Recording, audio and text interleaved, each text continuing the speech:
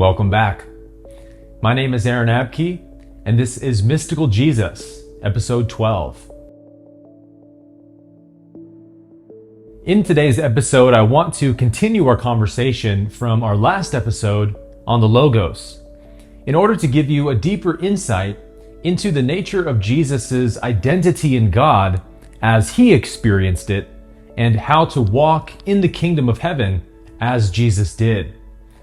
And so our passage this week comes from probably the most well-known passage in the whole New Testament, which is John 1, verse 1 through 3.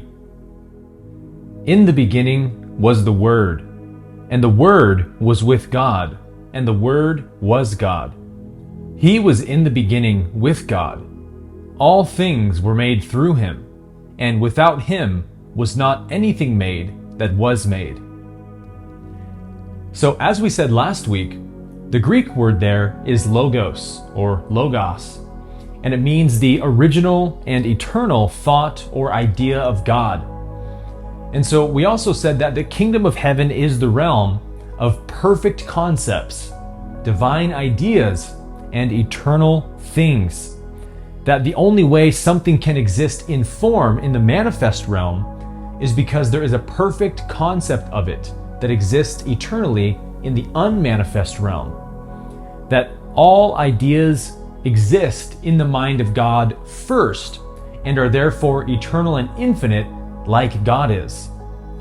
Being a part of God's being, all of God's thoughts must share the same qualities as God. And so this means that the person you are is actually a divine thought form in God's mind, a logos, so to speak, and that the idea of you pre-exists the physical version, the bodily version that you are inhabiting now. So if we need to heal the body, we simply call upon the perfect body that exists in heaven in the mind of God, and we declare that logos to be made manifest on earth as it is in heaven. So now that we understand this idea better, I want to actually take this idea one step further. The physical universe we see is not actually physical, but ideational. Everything in the manifest realm we see is the reflection of ideas from the unmanifest realm. The unmanifest realm is what Christ called heaven, and the manifest realm is what Christ called earth. So the universe does not create ideas into existence, but it reflects them. For example, flower is a single thought form in the mind of God. And although all ideas of God are one, meaning they cannot be altered, they are also infinite, like God is. So every type and form of flower that exists on earth simply reveals the infinity of the thought form of flower in heaven. In the same way, all the different human beings on earth simply represent the multiplicity of the one single perfect idea of man in heaven. This perfect idea of man is what we call the Christ. This was what Jesus realized of himself and proclaimed this realization by saying, "I and the Father are one." So Jesus was the Word, the Logos of God, because he realized, manifested, and demonstrated the perfect man, the Christ. And this is why he prayed in the garden in John 17, "Father, glorify me with the glory that I had with you before the world existed." Jesus was aware that his human body was a manifestation of the perfect man in heaven, which has always existed timelessly in the divine mind. Verse 14 of John chapter 1 says, "The Word became flesh and dwelt among us, and we beheld his glory, the glory as of the only begotten from the Father, full of grace and truth."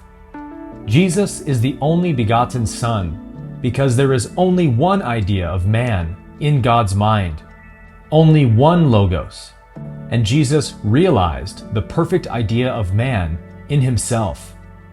A Course in Miracles says, "What is the Word of God? My Son is pure and holy as myself. And thus did God become the Father of the Son he loves, for thus was he created. These passages clearly show that the Son of God represents the divine idea of perfect man in God's mind. And so every human being on earth is simply a different manifestation of the one Christ. This is why Jesus saw himself in everyone, and even said to his disciples, I was hungry, and you did not feed me. I was naked, and you did not clothe me. For I tell you the truth, when you did not do it to the least of these, you did not do it to me. So through this understanding, we can see how Jesus literally was the Logos made flesh, because he was God's perfect idea of man, fully realized and fully demonstrated in the flesh. The same potential that exists in all of us, but is realized by so very few. Most people are completely satisfied to live their whole life believing themselves just to be this individual body, one person amongst billions, and different and separate from all the rest. And yet this was not Christ's view of himself or of anybody else. So we can understand this state of consciousness much better by looking at a simple analogy of how we, being an idea of God made manifest, are still and always completely one with God. In the book of Acts and 1 John, as well as in the Old Testament, God is commonly referred to as the author of life. And that's a pretty nice perspective, isn't it? God is like an author, and all of creation, the whole universe, is like a play or a story that God is writing. And so that would naturally make you and I characters in God's story. So we know that when an author writes a story, the characters in the story are nothing but the author. They are an extension of the author's mind. And so whatever personality traits or character traits they seem to have are really just the author's personality being projected into an imaginary character. The characters have no independent or separate existence outside of the author's mind. So an interesting question to think about is, how would a character in a novel realize their oneness with their author? If a character like Frodo Baggins or Harry Potter were to realize that they were just a figment of the author's mind, then how would they describe their existence? What would they have to say about this realization? Well, they would probably say something like, I and my author are one. When you see me, you see the author. Of myself, I can do nothing. I can only do what the author writes I do. I can only say what the author writes I say. I do not speak of my own accord, but it is the author who dwells within me, doing his own work. For I am in the author, and the author is in me. Do you see it now? This was Christ's realization of himself. Jesus was the awakened word of the author, made manifest in the flesh. And this is why Jesus said things like, no man can come to the author but by me. Not me, the character or the person or the ego, but me, the awakened word of the author. It was Christ's realization that spoke through him and made these famous I am statements. Jesus was not capable of making these claims as a person or an individual character of some kind, because Jesus knew that a character does not exist. There's no independent existence at all for the character outside of the author's mind. In fact, a character is just something that the author is doing. And so this realization alone is the way, the truth, and the life. The only way to know the author's being as your own being is to know that you are the author's character made manifest. Only this awareness can bring peace and love and joy to the soul, and all other roads to peace are assured and destined to fail, because all other roads to peace keep you as a character who is separate from its author. In John chapter 4, Jesus says to the woman at the well, "Whoever drinks of this water will thirst again." This water was materiality, worldly pleasures, existing as a body, or a character in a story, born in time and bound to die. We could call this character consciousness, and in this state of awareness, nothing can satisfy our soul. Every pleasure gained as the story character only leaves the soul wanting more and thirsting again. But Jesus went on to say that whoever drinks of the water that I give will never thirst, but out of his heart will flow rivers of living water. The water that Jesus came to give was author consciousness, to know that the character does nothing and does not exist at all of its own accord. The character is nothing but the idea of the author, and it is always eternally safe in the author's mind. Nothing can harm or kill the character, because a character is a non-physical divine idea in the mind of the divine author. If the author is not poor, the character is not poor. If the author is not sick, the character is not sick. And if the author cannot sin, the character cannot sin. For in the author we live and move and have our being. This is the water our soul longs to drink from. What we all really want is not just to have our thirst quenched temporarily by pleasures in the world that do not last, but to have it quenched permanently. What we really want, more than anything, is to never thirst again.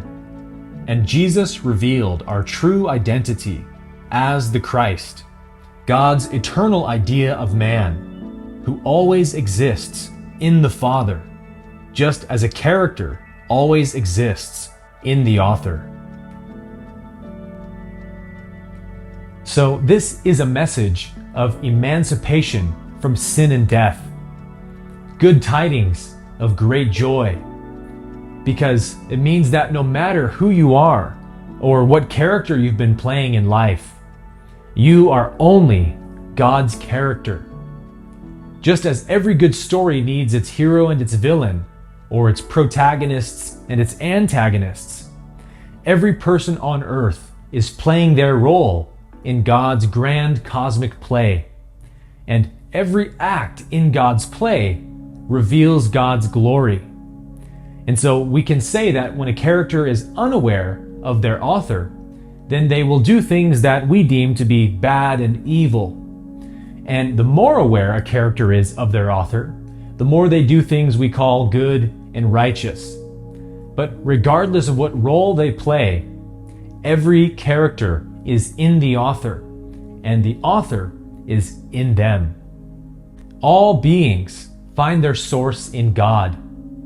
All human beings are God's perfect idea of man made manifest. And yet, unless somebody demonstrates what that perfect idea of man looks like, how could they ever know it? How could they ever act according to it without a living example? And this is why St. Paul wrote, God was in Christ, reconciling the world to himself and not counting men's trespasses against them. Because no one can be blamed for not knowing who they are. They simply need to be shown. And this is why the Word became flesh and dwelt among us, so that all men might be saved from character consciousness. We are all perfect beings in heaven, here and now, because all of God's ideas are perfect, as pure and as holy as God Himself.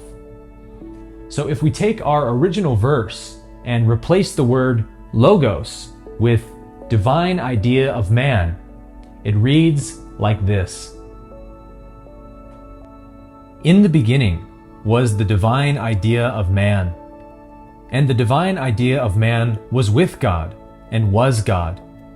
And the divine idea of man became flesh and dwelt among us, and we beheld His glory, full of grace and truth.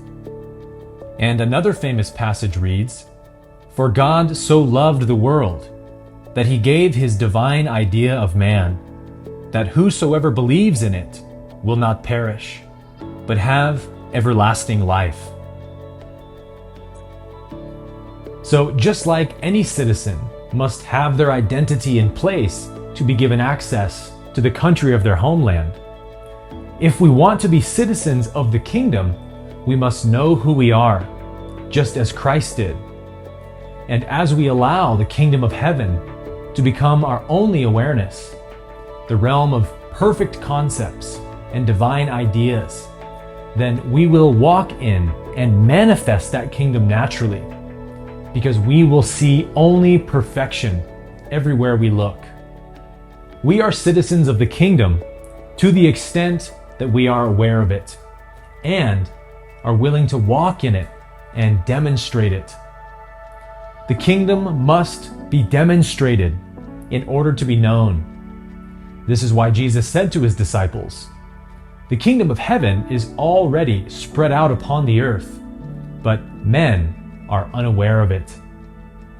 So once God's love and abundance and wholeness and innocence is all that constitutes our world, then we are the mind of the author, the awakened Word made flesh, a citizen of the kingdom, a perfect being in heaven, here and now.